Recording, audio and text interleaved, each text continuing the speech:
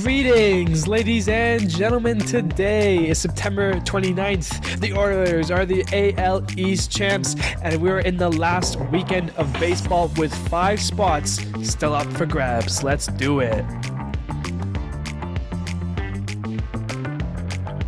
Hello, everybody. My name is Steven. This is the middle of the order. How are we doing today on Friday here, the 29th? 3 more days of regular season baseball left, and a lot can happen in these 3 days here. A lot can happen in today alone. 3 teams can clinch today if certain games go certain ways. And it's going to be a lot of this, this weekend essentially is, hey, which games matter and who's winning them. There are certain series that are more important than others, and that's what this weekend's all about. This is one of my favorite weekends of the whole year. When there's this many teams playing for something, like we have like 8, technically 9 teams still in the mix for 5 final spots. There are 4 teams still needing to be eliminated. That's going to be a good fight, and I bet you we're going to have baseball that matters on the October 1st on the Sunday. I'm excited for it. But before we dive on into anything here, the season recap yet, I do want to mention one thing really quickly. And want to give respects here to Brooks Robinson, a Baltimore Orioles third baseman in his days. He passed away at the age of 86, and what a career he had. 23 years, all of them with the Orioles. He debuted in 1955 and retired in 1977. And he had quite the career. He was an 18 times All-Star from the years of 1960 to 1974. He won 2 World Series with the O's. He was an AL MVP, a World Series MVP, 16 Gold Gloves to his name. He won the Roberto Clemente Award. The Orioles have retired his number 5. He's in the Baltimore Orioles Hall of Fame, but not only that, he is in the American League or the Major League Baseball Hall of Fame as well. He had quite the career and was quite the ball player and human being. One of the best defensive third basemen, if not the best defensive third baseman in our game's history. You probably rank him in the top 10 third baseman of all time. He was a great, and he will be dearly missed. So we want to rest in peace for him and his family, as well as Baltimore fans and baseball fans in general. All right, now diving into our series recap, we start with the D-backs and Yankees for 1, going back from last week.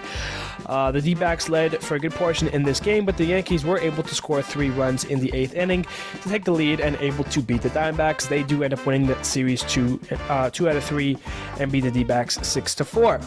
Now to this week's series, we start with the Royals and the Tigers. Miguel Cabrera starts his final homestand in the last 6 games of his career. Akil Baddoo and Parker Meadows hit home runs. The Tigers take it 6-3. In his final homestand, Miguel Cabrera hits his 4th homer of the year. He will continue to give these last games all that he has. The Tigers take another one 8-0.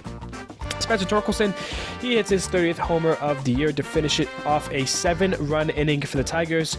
They end up sweeping the Royals and winning it 7-3. Astros take notes on how to sweep the Royals.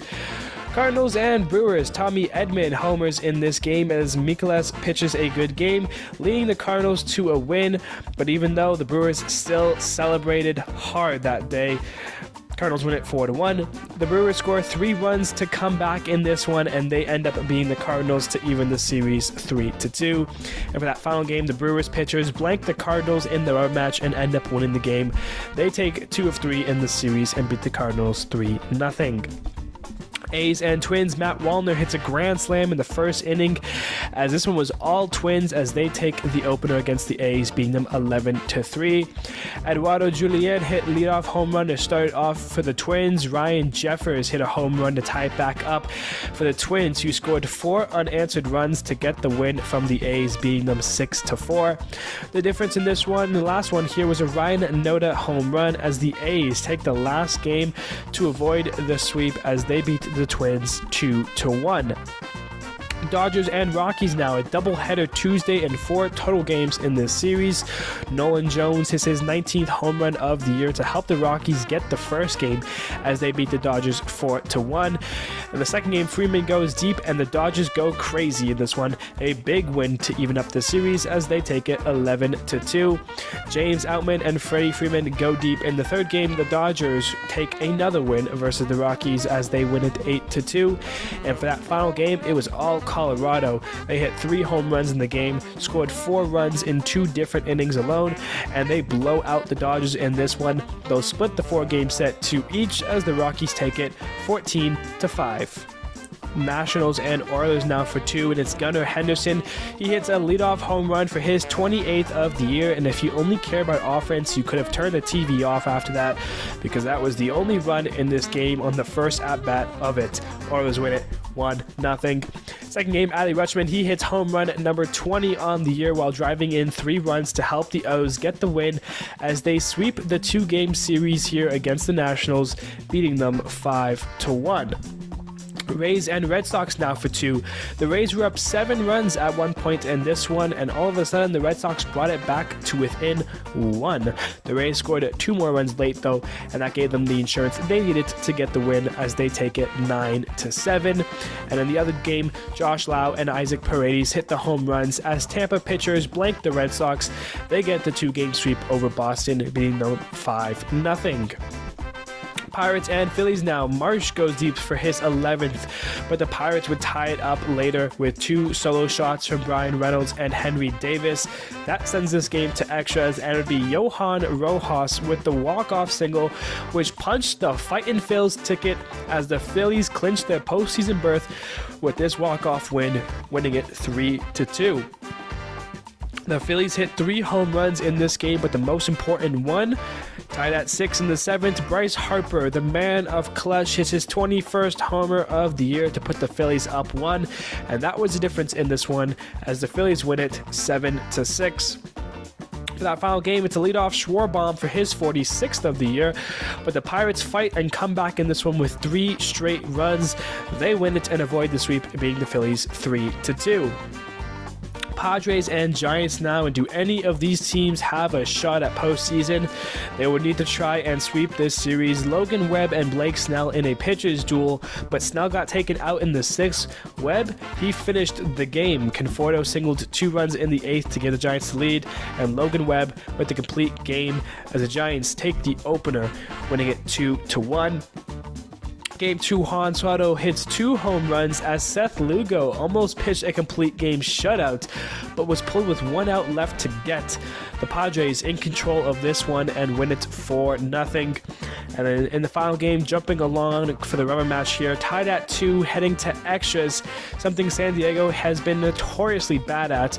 But hey, they scored 3 runs in the 10th and held the Giants for their first extra innings win of the season to go 1-12 in extras. They keep their very slim chance at a postseason alive and win it 5-2. Reds and Guardians now. The Reds had to come back in this one, and they did so in a big way with 5 home runs, 2 of which coming off the bat from Elly De La Cruz. The Reds get a big win, take it 11-7. And in the other game, the Guardians jumped to a 4-run lead early in this one, and they didn't give it up no matter how bad the Reds wanted it. They split the 2-game set 1 each and beat the Reds 4-3. D-backs at White Sox now. The D-backs want a postseason berth badly. 3 home runs in this game, 2 of which from Christian Walker, who drove in 6. And speaking of 6, a 6-run 5th inning for the Diamondbacks. They blow out the White Sox and win it 15-4. The D-backs scored 3 runs in the 3rd inning and would blank the White Sox as they take this game as well, winning it 3-0. In that final game, Andrew Vaughn and Yoan Moncada homer in this one. The White Sox win it and avoid the sweep as they beat the D-backs 3-1. Marlins and Mets now, and not a happy series for one of these teams. Due to rain and an untarped field, a doubleheader was played Wednesday where 3 Met home runs from Alonso, Lindor, and Vientos opened the floodgates as the Mets take it 11-2. In the other game, it's John Birdie and Jesus Sanchez who homer for the Marlins, which helped them get the win and even up the series 4-2. And the final game, the pitchers duel in this one to keep the scoring low. The Mets up 1-0 entering the last inning, but the Marlins are going to rally in this one. They score 1 run to tie it and then another to take the lead, but then the umps called for the tarp when it started to rain harder and harder, and it never came off. Marlins had runners on first and second with 2 outs at the top of the 9th up a run. This game was suspended till Monday and will only be played if it is needed for playoff implications, which it probably will, so that game still undetermined. Cubs and Braves. This game, oh yikes. Cubbies were up 6-0 in this one at one point. Kevin Pillar and Acuna homer as the Braves tried to bout the comeback in this one. Down a run still in the bottom of the 8th with 2 runners on and 2 outs. Sean Murphy hits the ball to right field and Seiya Suzuki drops the ball. The 2 runners score on the error. The Braves take the lead and they would not give it back up. What a crazy comeback for the Braves. And if you're a Cubs fan, this game might haunt you for a bit. Braves win it 7-6. Mike Tauchman and Ian Happ homer for the Cubs. Ozzie Albies for the Braves, who are down a run in the 9th inning, and it's Marcell Ozuna from the Braves who hits the home run to tie the game up and send it to extras, where the Cubs score a run. The Braves, in their half though, they score a run on an Acuna single. He then steals a base for history, a 40-70 season, the first ever, and then after that delay, Albies walks it off with a single as the Braves take another one from the Cubs, winning it 6-5. And then it's Matt Olson making him more history with his 54th home run of the year. The Braves do the NL Wildcard teams a favor and sweep the Cubs in a lot of close games. The Braves take it and clinch home field advantage throughout the postseason. They win it 5-3. Yankees and Blue Jays, and it's a pitcher's duel between Kevin Gausman and Michael King again, this time in Toronto. The only score in this one, a 2-run home run in the 9th from Austin Wells, his 3rd of the year. The Yankees get the opener, they win it 2-0. Garrett Cole puts the exclamation point on what should be a Cy Young winning season for him with a complete game shutout as Judge hits 2 home runs in this one. The Yankees win it 6-0. And then you got the Hound Dog, Chris Bassett, finishes his season with a 12K performance and reaches the 200 innings mark this year. Marshall, Chapman, and Belt all homer for the Blue Jays, who avoided the sweep and get the win 6-0. Rangers and Angels now. Logan O'Hoppe hits his 13th homer of the year to start the scoring, but later on, Adolis Garcia, Mitch Garver, Nathaniel Lau hit back-to-back home runs. Wow. Marcus Semien, he goes deep later on in this game. The Rangers take the opener and win it 5-1. Brandon Drury's home run sets the tone in this one for the Halos, who would later on score 5 runs in the 5th inning as they take down the Rangers and win it 9-3. And the final game, it's Adolis Garcia, Marcus Semien, and how about Evan Carter? All of them going deep in this one for the Rangers, who get the win and take 2 of 3 from the Angels, beating them 5-0. And lastly, we have the Astros and the Mariners, a battle for the AL wildcard. Both teams coming in having been swept their last series. And it was the Astros in control, a 3-run 2nd inning, and then a couple of home runs from Yordan Alvarez and Kyle Tucker. The Astros take the first of this important series, winning it 5-1. The Mariners, though, they bounce back. They score 5 unanswered runs in the 2nd game, and then they got a home run from Ty France as their 4-game losing streak comes to an end, and they get a much-needed win for them as they beat the Astros 6-2. final game, J.P. Crawford leadoff home run, but it's later on. It's the Astros' turn. Yordan Alvarez, Mauricio Dubon both go deep. Dubon, it's a 3-run shot for him. Martin Maldonado homered later on. The Astros get the win and hold their lead for the AL wildcard over the Mariners, taking 2 of 3 from them as they win it 8-3. Quite the wild week there. We're not going to do a game of the week this time around. I think we might be done with those for the regular season. There's just too many good games and too many close ones and implications to pick them, and it's frankly just it's a lot. So we're going to skip that out for now. Let's start talking about the Astros and the Mariners series, and let's start with Hector Neris and Julio Rodriguez. In Game 2, Neris was pitching to Rodriguez, struck him out, and then walked towards him with a lot of stuff that got the benches to clear. There's a whole lot of reports and different people saying different things. Hector Neris came out with a tweet or an Insta, I'm not sure exactly what it was here, but he came out to apologize to Julio, his family, the Mariners organization. He has a tremendous amount of respect for him. He's talking about how they are friends since 2020, the pandemic, when they worked together. He recognizes that last night should not have gone towards him like that. I did not mean to disrespect him, his family, or the Mariners. That is a direct quote from that as well. Last, there was a report that I used a homophobic slur, which are simply incorrect. That did not happen, and any suggestion to that contrary is wrong. My mother raised me to love and respect people for who they are, and that is how I live my life. I didn't see anything from Julio in return, but I'll be honest, I do think Hector Neris is in the right, but I think he's correct with his sayings there. I don't think he used a homophobic slur. I think he's a player that plays with a lot of fire, a lot of passion, and definitely in that heat of the moment, you can understand why things got a little testy there. But yeah, the Astros took care of business, straying away from that for now. They won 2 of 3. They remained a game and a half above the Mariners for that last wild card spot. So good for Houston. And if you're in Seattle's shoes right now, you have 4 games versus the Rangers, technically 3 after yesterday's game. And, if you're Seattle, you got to go, and it has to be now. You got to win these games. So there you go. But good stuff. The pitching was a little, the starting pitching wasn't as great as I thought it was going to be. A lot of guys kind of got worked around. Obviously, except for that first game, Justin Verlander was extremely good, pitched a phenomenal game there. So Justin Verlander doing Justin Verlander things, because that was like the only start that really kind of stood out. Yordan Alvarez, a couple home runs, Kyle Tucker, a bomb. So yeah, good series regardless for Houston.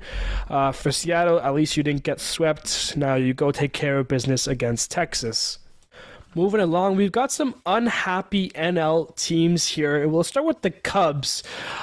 In that second game, the Cubs broadcast was very mad at the Braves after Acuna made history with the first ever 40-70 season. This was in a 5-5 game in the 10th inning. So obviously not the time, but after he stole that base in extras, they played a little video montage of Acuna's season. They delayed the game a little bit. Acuna picked up the base, celebrated. There's some good photos of it. Outside of the whole Cubs thing, it's a very historic moment, and it was a great moment for the Braves fans in Truist Park. The Cubs broadcaster was not happy because here you are, you're a wild card team competing and everything like that. You shouldn't delay the game for that. They weren't happy. And then, the video montage, and then next at batter, Albies walks it off, and the Cubs lose the second game in that series. I can understand the broadcast, and I understand it. The video montage, personally, I wouldn't do it. But obviously, this was something that probably had planned, Acuna with 69 stolen bases. They were like, yeah, he might get it. Let's do this, and this. Obviously, would they have thought it was going to happen in a 5-5 game in the 10th inning? Probably not, right? And at that point, you make a call. The video montage, I think, should have been scrapped. Let them celebrate, let them applaud the fans, do a curtain call, grab the base, that kind of stuff. I'm okay with that. But the video montage, I understand that element of this whole thing. The Cubs were not happy. Miami, though, was extremely not happy at all with the Mets. This starts on Tuesday because we enter the Tuesday game. The field, it had been raining all weekend, and the Mets never covered the field with the tarp. So the field was in an unplayable condition. It was not good. Steve Cohen, the Mets GM, came out with a tweet here. Our sincere apologies to the Marlins and their fans for having to postpone last night's game. We know how important this series is to the Marlins, and every effort was made to get the field playable. Now, obviously, what's the difference between a game Tuesday, Wednesday, Thursday versus a doubleheader Wednesday and then Thursday? Well, because Braxton Garrett, who was supposed to pitch in the Tuesday game, ended up now pitching the first game on Wednesday. And now if they need him to go on Sunday for a must-win game, who knows what that will be, he's going to be on shortened rest now, because Tuesday, you have Wednesday off, Thursday off, Friday off, Saturday off. That's 4 days rest. That's normal rest. Now, who do they have to pitch on Sunday? Because, Garrett would now be on 3 days rest. Like, he wouldn't be fully rested, and that could be the make or break difference in a postseason versus not. So that was one thing. And then Thursday, you have this game here. It's 2-1. The Marlins just took the lead in the top of the ninth, and you're calling the game. There's 4 outs left to get. Let the Marlins get their last out. Let them, if the Mets don't walk it off, you get 3 outs against them in the bottom of the ninth, call it a game. Now, instead, the umpiring crew, they decided to put the tarp on in the top of the ninth with 2 outs. The rain delay lasted for 3 hours. Then they suspended the game. And Skip Schumacher, the Marlins manager, was livid with the grounds crew. They were a whole bunch of stuff. I mean, in general, Marlins fans should not be happy with the way the Mets ground crew handled themselves this week. They should have had the tarp on when they weren't playing on the recent weekend series last week. And they should have, if not played the game. I was watching MLB Network, they're talking about move the game an extra hour earlier. You ended up in a late time where the rain, everyone knew it was going to rain. New York, it rains a lot in New York. Everyone knew it was going to happen. As MLB, you should have moved the game up a little bit in the daytime where there was no rain. Do it that way, because now you have this suspended game till Monday. The Marlins are now in a travel dilemma where now from New York they head to Pittsburgh for their 3-game series versus the Pirates this weekend. And then if that game proves to be important for whether it's seeding or even it's to make or break the playoffs, they have to then travel back to New York to play 1 inning on Monday. And then if they do that, then travel to Milwaukee for the Wildcard series on Tuesday. It doesn't make any sense. Yeah, if you're Miami, I'd be pissed. It's just not great. So both those teams are not very happy right now. But in Miami's shoes, Skip Schumacher was out there trying to help. He was ripping off the tarp. They were doing everything to try to get the field playable. It just was not happening. And if you're a Miami player, you gotta love it from your manager. But obviously, you would rather have just let the rain go down, finish the game. Legit, it would have been another 10 minutes, another 10, 15 minutes to finish that game if all if the Mets didn't score a run in the bottom of the ninth and tie it up and send it to extras. You were talking about another 10, 15 minutes left, and they called it from that point on. So I don't get that at all. I feel for Miami, and hopefully things work out for them this weekend. Now let's do a quick shout out to some Braves players here who made some history. Acuna, obviously, the first ever 40-70 season, 40 home runs, 70 stolen bases, an absolute incredible mark. And then for Matt Olson, he hit his 54th home run, and that broke the Braves franchise record for RBIs. He now is the number 1 Braves leader in that category. He has 136 RBIs on the year, and counting. We'll see how many more he adds to that this weekend, but he did that with his 54th home run. So Acuna and Olson both having historic seasons. Both could make cases for MVP. Obviously, I think I know who would win it. I think we all know too, but just wanted to shout them out. Good for those Braves hitters there. Next thing we're talking about here is Bryce Harper and Angel Hernandez. Bryce Harper yesterday was ejected after Angel Hernandez called him for a check swing. Angel Hernandez tossed him out after Harper lost his mind. was not a swing. Let's be honest. Angel Hernandez, not a good umpire. As Harper walked off, he threw his helmet into the stands, and a kid named Hayden Dorfman caught it.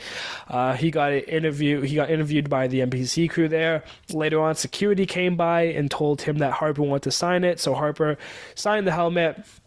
And I mean, that's just the luckiest kid out there, right there. What a moment for him. Later on, comments after the game Harper made, and he made some good ones. I mean, what Harper said, it's just Angel in the middle of something again. I'm going to get fined for being right again. Every year it's the same story, it's the same thing.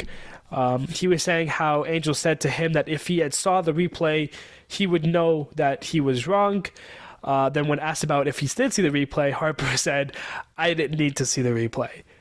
And he's right. Angel Hernandez is the worst umpire in baseball history. I can go on a limb and say that.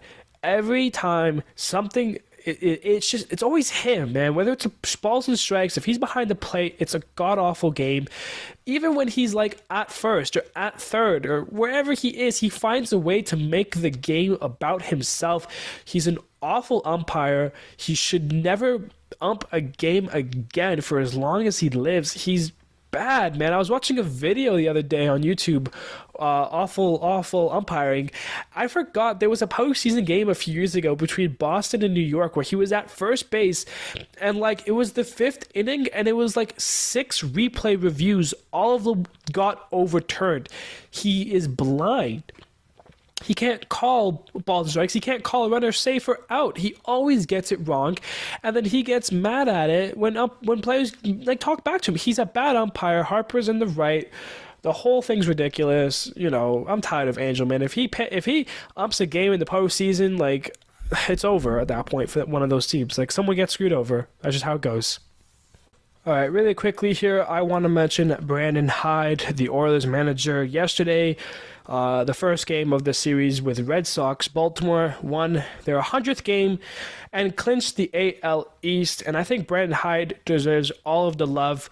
He's the second manager in MLB history to have a 100-win and 100-loss season with a team. He's been around. It's not often that a manager gets to stay with a team through a rebuild and then also now with the success. Brandon Hyde deserves all the love in Baltimore right now. He had a great little a little speech before they popped the champagne. Baltimore won 100 games. They're AL East champs. And Brandon Hyde deserves a lot of the love and respect that he is and should be getting regardless, but I just want to mention him quickly because obviously this is something that doesn't happen.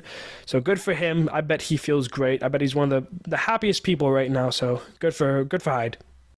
With it being the final week of baseball weekend here, baseball, we'll have some goodbyes to go through. It's always one of the sadder things about a final weekend of baseball. Terry Francona has announced his retirement from baseball as the Guardians manager. He received a beautiful ovation from the Guardians faithful on Wednesday, which was, I believe, the final home game for the Guardians because they're away this weekend. So Francona says goodbye. Obviously, Miguel Cabrera, future Hall of Famer. He's playing his final 3 games in Detroit. Adam Wainwright, I'm pretty sure he's done from baseball after this season. He pitches tomorrow for the Cardinals in what will be his final start of his career. I believe he's a country music artist, like officially kind of. I think he's having a concert either before or after the game there, so that's pretty cool. Obviously, Zach Greinke, probably also another Hall of Famer, future star there for Greinke. Not the way that he's probably wanting to go out. He's obviously struggled the last couple of seasons, but that name is a name that you might not be hearing next year, as well as Joey Votto for the Reds. We talked about how he got his kind of final send-off with Cincinnati. Well, he's playing 3 games. Will he be with Cincinnati next year? Will he be playing baseball next year? Not sure, but those are 5 guys, all of which could be future Hall of Famers. Francona into the Hall of Fame for managers. But, these are some of the final goodbyes for some of these players, most likely. So keep an eye on them this weekend. All right, now let's talk about the teams that clinched this week, starting with the Phillies. They clinched playoff berth on Tuesday with the win over the Pirates. And then they also clinched the first seed in the wild card with the win on Wednesday. So your Phillies are locked into the 4 seed and will play the 5 seed, which right now it looks like is going to be the D-backs. We'll see how that changes. The Brewers are NL Central champions. They clinched that on Tuesday. Although they lost, the thing was so did the Cubs. So that clinched the Brewers NL Central.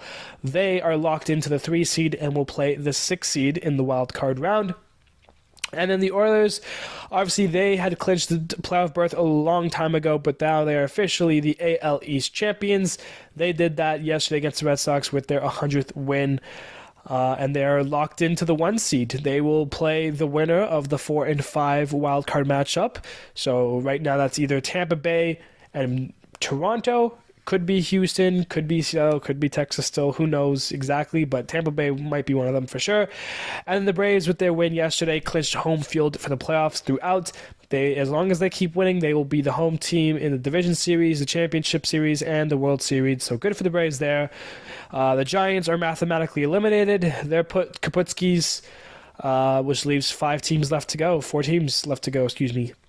In terms of magic numbers, the Rangers' magic number for a postseason berth is 1, but for the AL West division, it is 2. So with a Rangers win and a Houston loss today, they will have the division. The Diamondbacks, their magic number is 1, so if they can beat Houston, they will clinch a playoff berth.